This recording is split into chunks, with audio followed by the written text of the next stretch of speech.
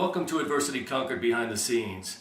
As of the making of this presentation, Bruce Bertrand over at Early Films is working on the actual music video Adversity Conquered. We've got lots of cool stuff to show you, but for right now, let's go visit Bruce over at Early Films and see what he's up to. I am compositing one of the opening shots of the video. This is what I call our shot in the dark shot, because we just shot this with the hope that it would work. I wanted to do a shot where we were like, the camera was revolving around Steve while he was standing at the edge of the lake, and then I was going to create a CG background to match the camera moving, and of course we don't have quite the sophisticated motion control in the studio to do that perfectly. So the trick was Steve turned, and while he turned, while the camera was stationary, and I held the light and moved the light so that it was always over his right shoulder, which is where the moonlight would be coming from in this shot. Then I did the CG background, and I'm working on it now, getting the lighting and the lightning to match. And here's how it looks at this point.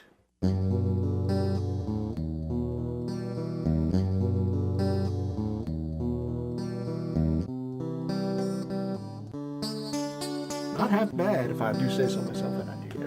Yes, and I say it's awesome. Yeah. Okay. In the opening shots, our main character, played by Steve, is summoned into a trail in the woods. When I first created the CG background, you really couldn't make out where the trail was in this night shot. So, falling under the category of making more work for myself, I came up with an idea of having a trail of mist flowing out of the woods, showing him where the trail is. Also, as Steve was in reality walking on a green screen, adding the mist helped to blend the live footage with the CG background a little more nicely, considering the limitations of our resources. There was another interesting issue that presented itself. I figured when this distraught character goes into the woods to stand at a precipice contemplating God knows what on a bright moonlit night, I didn't think he would feel the need to bring a flashlight with him. And I felt that not carrying a light made him appear more vulnerable. But of course that created another dilemma down the road when he enters the mine. How is he going to see? Well, Jason's brother's pet skeleton, Cold Ethel, provided me with the solution. I figured Steve could find the remains of a miner outside the entrance, along with their gear. Among the deceased possessions are a kerosene lantern, and in his backpack, a box of matches. That gives Steve the light he needs to enter the cave, while adding another interesting element. This may also have been inspired by playing Zork in the 80s. I know that one of the really cool things about this upcoming music video is the fact that when I'm playing the title track, Adversity Conquered, on this guitar right here, I'm battling monsters at the same time, and most of those monsters will be done in CGI.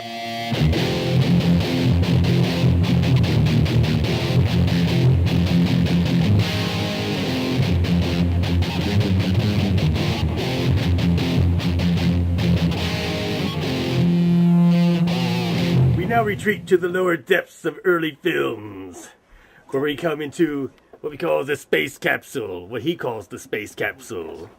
I call it the space capsule because not only did I want to be an astronaut, but it's just cramped in here. But this is Early Films. This little hole here, this is where all the magic happens.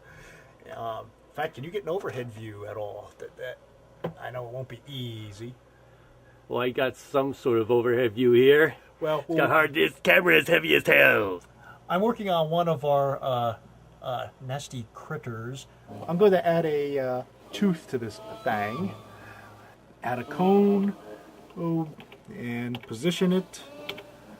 Then I'm going to section it off so that when I bend it, it bends much more nicely. And then I convert it to what is called sub-patches, so it's nice and smooth. And then? Resize it, replace it again, and then bend it. Oh, here.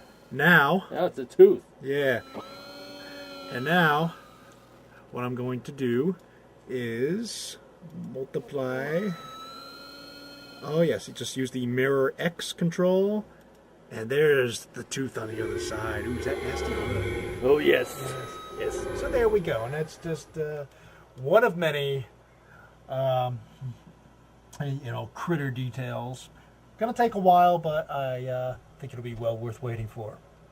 Because we have a huge number of evil things in this video, we thought it might be a time saver rather than doing all of the, rather than modeling a million CG characters, to dive into our lifelong collection of little rebel things, as we call them, and just do some stop motion with some of our old creatures that have like built-in frames and whatnot.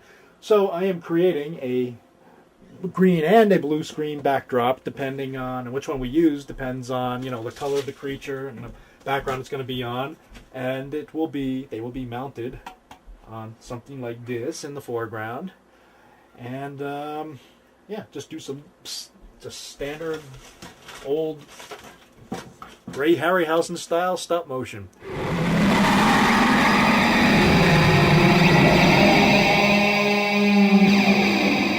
This Reaper puppet, as goofy as it looks in this raw footage, when added to the composite, looked pretty creepy. We used the Reaper puppet in certain shots simply because Jason, in costume, was unable to float into the scene.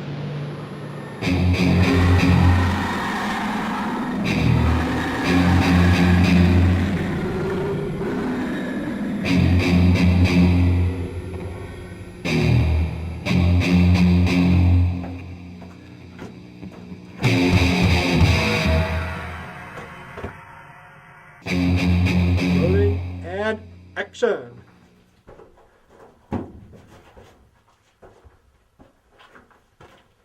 Letter one.